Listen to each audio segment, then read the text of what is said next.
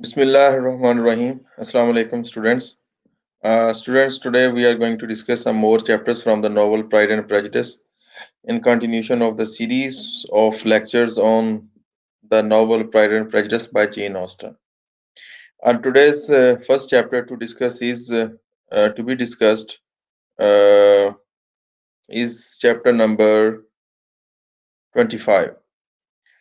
In this chapter, we see that Mr. Collins leaves again, and Mrs. Bennet's brother and wife, Mr. and Mrs. Gardiner, arrive for a visit.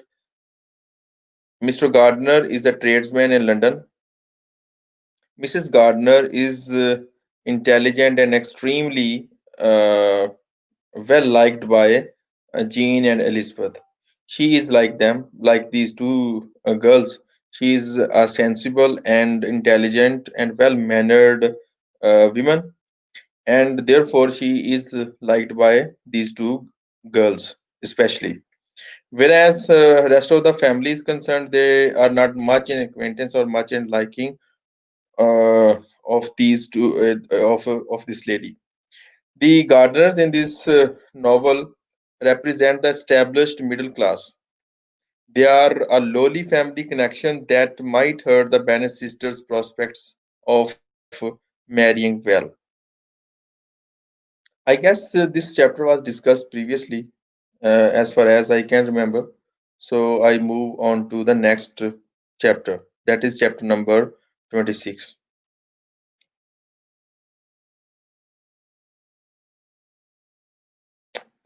In chapter 26, we see that having noticed the warmth between Elizabeth and Wickham, Mrs. Gardner cautions Elizabeth.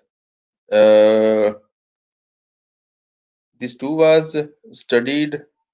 I believe I think I need to move on to some other chapter.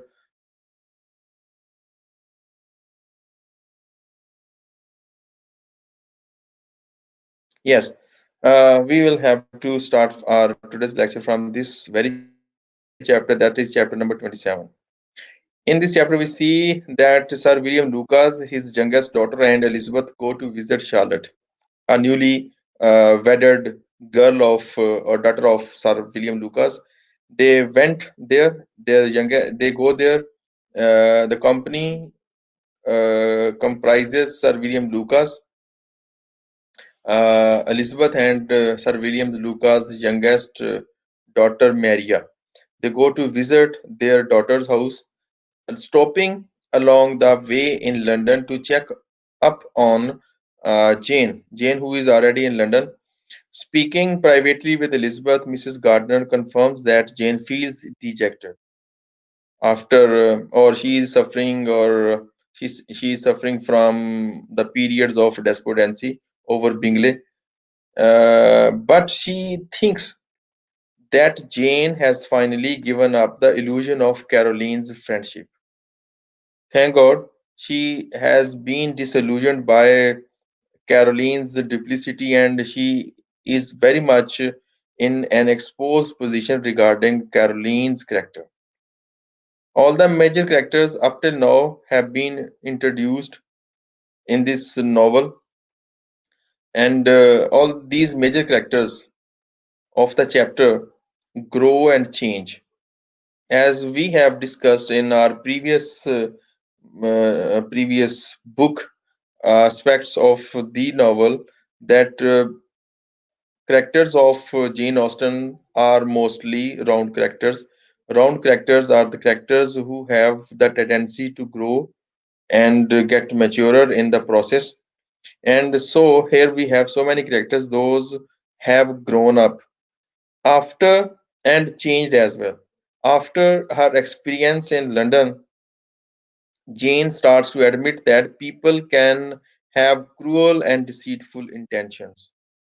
This is something that Jane has learned from her stay or from her own experiences, that people can have cruel and deceitful intentions. Up till now, she was of the view that people are innocent and people are always good. Since she herself is a good soul, she thinks other people too in the same way. Mrs. Gardner also consoles Elizabeth and about losing Wickham. She considers his shift in attention to a suddenly rich woman to be quite of self-serving, but Elizabeth defends Wickham, reminding her aunt that she had once advised Elizabeth to think about money when marrying. Mrs. Gardner later invites Elizabeth to join her and Mr. Gardner on a summer tour of Derbyshire and the Lake County. Elizabeth is delighted to accept. Students, here we again have the same three motifs which recur throughout the novel. These three motifs are of journeys, of letters, and of the third one is of one was letters, other was journeys, and third one is of I am just unable to remember the third one, but I will tell you later when I am reminded of the third motif that recur throughout Jane Austen's novels.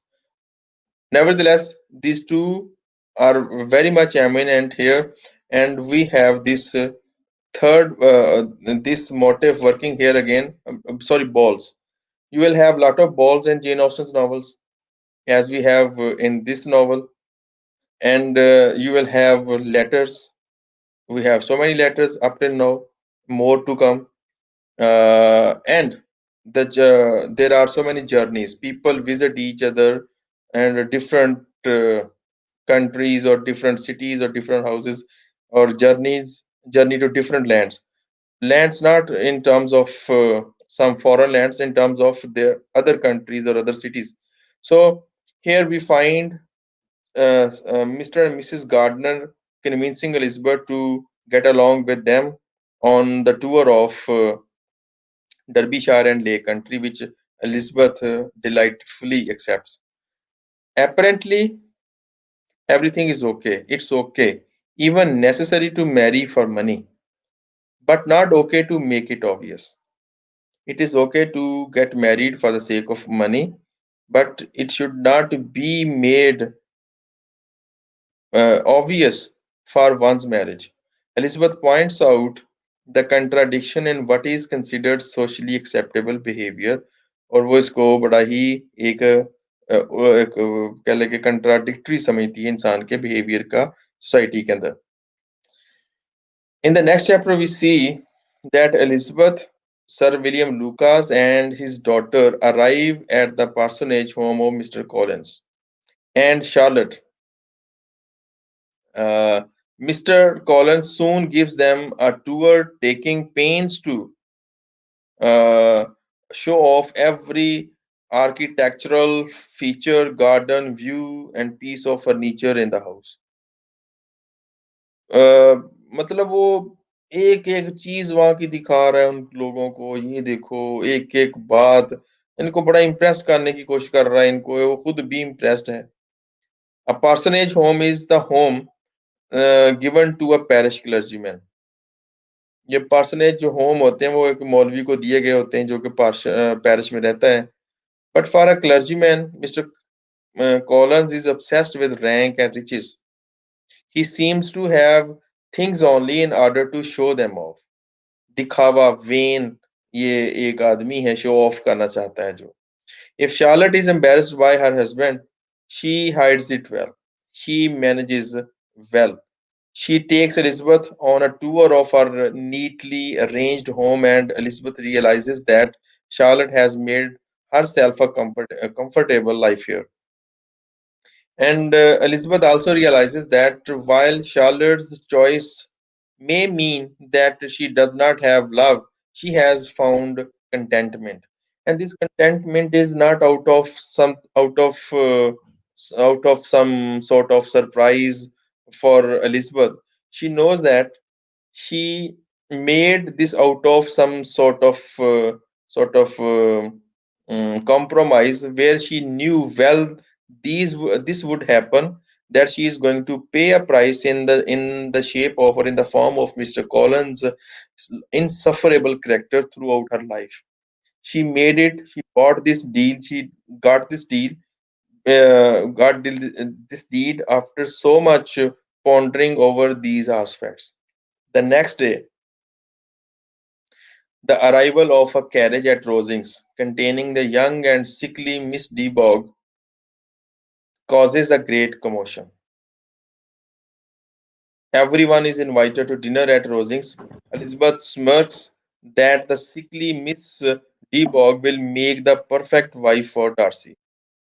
So next day, she sees a carriage carrying or containing young and sickly Miss Debog. वो देखती है उस लड़की को बीमार सी जो कमजोर सी है और उसको एक अंदर से ना एक मीन किस्म की खुशी भी होती कमीनी सी खुशी होती है कि अच्छा हुआ ये ऐसी है क्योंकि उसे सुन रखा था इसकी डार्सी से शादी होने वाली है तो एक उसके अंदर जो एक था ना एक वेंजफुल एक एटीट्यूड और प्रेजुडिस जो था डार्सी की तरफ वो इसको अंदर से खुश भी कर रहा है कि उसकी उसके साथ शादी होगी अच्छा हुआ इसके साथ बड़ा बना फिरता था Miss de Bourgh is the exact opposite of Elizabeth. She has all the class and wealth, but none of Elizabeth's beauty or intelligence. She has everything class, pelf, everything status, but does not have anything like Elizabeth's possessions like beauty and intelligence. In the next chapter, that is chapter number 29, we see Mr. Collins gloats as they prepare for the dinner. He condescendingly tells Elizabeth not to worry that her best dress is simple, because Lady Catherine likes to have the distinction of rank preserved. This is the meanness on the part of Mr. Collins, where he is dictating something Elizabeth to look presentable in the eyes of Lady Catherine de Bourgh and making her ashamed of her simple or humble dress.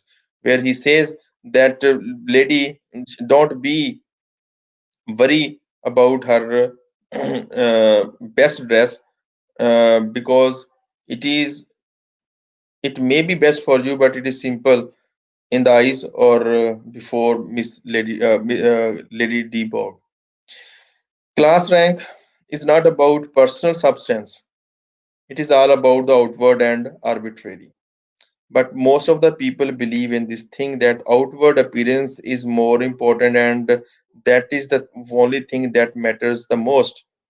As Mr. Collins believes in the same thing कि जो आपने दिखावा आप ज़ाहिर से outward appearance से जो हैं वही दरअसल सही हैं बाकी अंदर से आप कैसे हैं एज अ पर्सन वो बात उसके लिए मैटर नहीं करती वो अपीयरेंस को जोर देता है ये उसकी आयरॉनिक आइडेंटिटी है he himself is a clergyman who must not believe in outward appearances, whereas he believes in outward appearances. This makes his character ridiculous and ironic as well. At Rosings, where they meet the haughty Lady Catherine, whose conversation consists entirely of commands and strong opinions. Rosings में वो dictatorial Lady Catherine bossy Lady Catherine से मिलते हैं उस conversation consists entirely of commands and strong opinions. अगर आप उसकी गुफ्तगू से हुक्म और अपनी सोचें निकाल लें उसकी खास किस्म की लोगों के बारे में तो सिर्फ पीछे खामोशी बचती है Mrs mister Collins and sir William Luka suck up to her, agreeing with everything he says.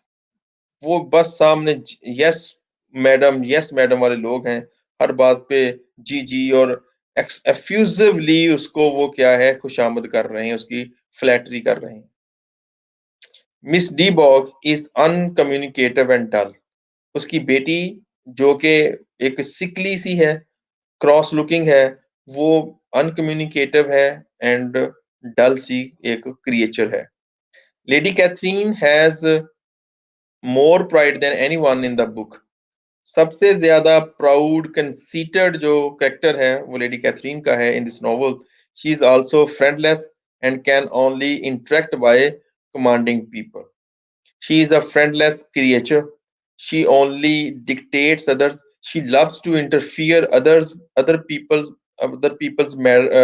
mm, matters.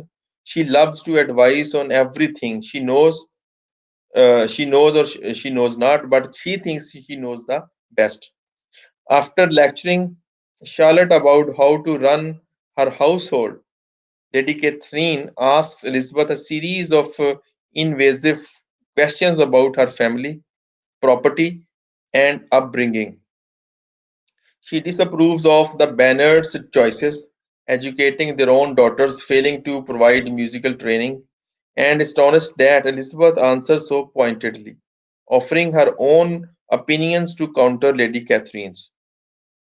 So this is how Lady Catherine treats others, and here she launches a fulsome series of different questions upon Elizabeth Bennet, where she interferes and sometimes and disapproves of Bennet's choices, educating their own daughters, failing to provide musical training, and she is very much astonished and astounded that Elizabeth is answering her so pointedly, and she was offended that why a girl whom she is asking questions is responding to her. She only loves to question and does not want to have answers. This is how she lives, and she is accustomed to. Lady Catherine, like Darcy, believes in a set of accomplishments for women. As she said that Bennett daughters must have musical training, dancing skills as like things. In contrast, Elizabeth is self-made and proud of having determined her own character. She rose up to her own standards, she lived up to her own convictions, and she responded in a very confident manner, which annoyed Lady Catherine de Bourgh, who is accustomed to the people who always say yes to her questions or bow to her majesty. In the next chapter, that is chapter number 30, we find that completely satisfied with his daughter's situation, Sir William Lucas soon departs. He is so happy that his daughter Charlotte is living a contentful life, and she is happy in her home.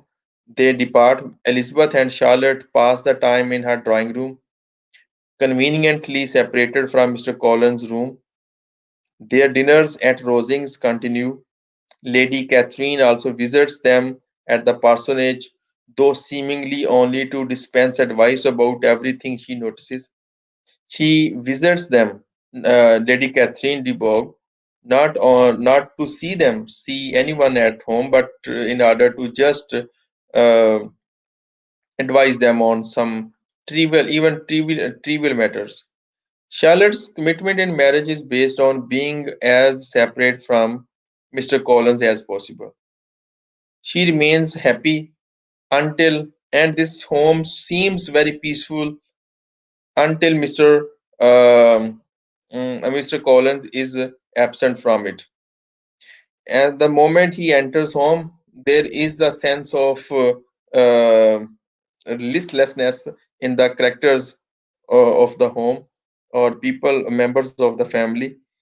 Lady Catherine believes so strongly in her high class superiority that she believes nothing of telling lower class people what to do. She thinks that these lower class people do not know anything regarding manners, whereas she is a prime example of ill breeding. And here we also can establish this point that ill breeding do not belong to some ill breeding, as we find in Elizabeth's mother, and also find in Lady Catherine de Bourgh, and this proves that ill breeding does not belong to any specific strata or class of the society. It is not a preserve of a class. It may be anywhere. It may be in upper class or it may be in the lower class. Lady Catherine has arranged a visit from her nephews Darcy, her favorite, and Colonel Fitzwilliam, his cousin. Colonel Fitzwilliam और Fitzwilliam Darcy, ये दोनों cousins हैं और ये lady Catherine के घर आने वाले हैं. Upon their arrival, Mr. Collins brings them home for a visit. When they come to Rosing, he brings them home. Darcy meets Elizabeth with his usual reserve. जैसे वो हमेशा से उसको रिजर्व से वे में मिलता है वैसे मिलता है. Conversation is sparse. Darcy seems uncomfortable when Elizabeth asks if he ever sees Jane in London, but the moment passes. Lady Catherine wants nothing but the best for Darcy, which of course means her own high class daughter.